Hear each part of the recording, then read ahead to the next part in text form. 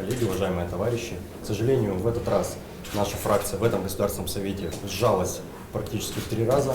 В последнее время ее было 3 человека, сейчас только 1. Но это определенную нагрузку возлагает и на меня, как единственного представителя фракции, одновременно ее руководителя. Соответственно, придется, как говорится, работать за троих, тем более, что в предыдущий период и в период выборной кампании достаточно большое количество накопилось и наказов избирателей, и вопросов, которые стоят перед жителями Республики Коми, которые, я считаю, даже один человек, в принципе, готов и будет решать в Государственном Совете Республики Коми от КПРФ.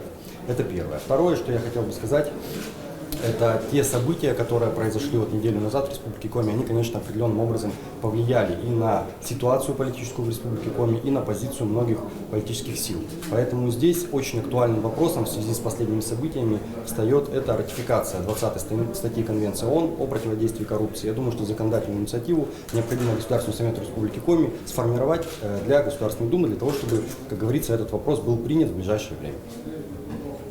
Кандидата на пост спикера вроде бы выбирали из числа не близких к старой команде людей.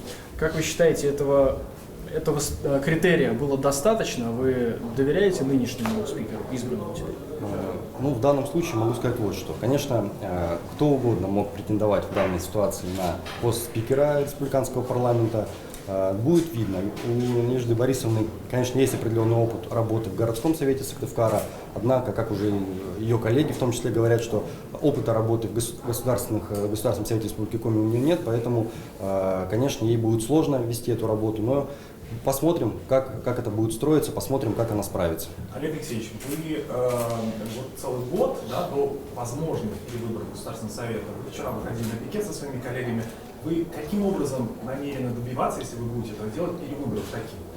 Ну, один из вариантов, конечно, это самороспуск Государственного Совета по решению Государственного Совета и назначение новой даты выборов. Это, как говорится, добрая воля депутатов Государственного Совета, которые, понимая свою ответственность перед жителями республики, понимая свою ответственность перед избирателями, должны принять такое решение самостоятельно.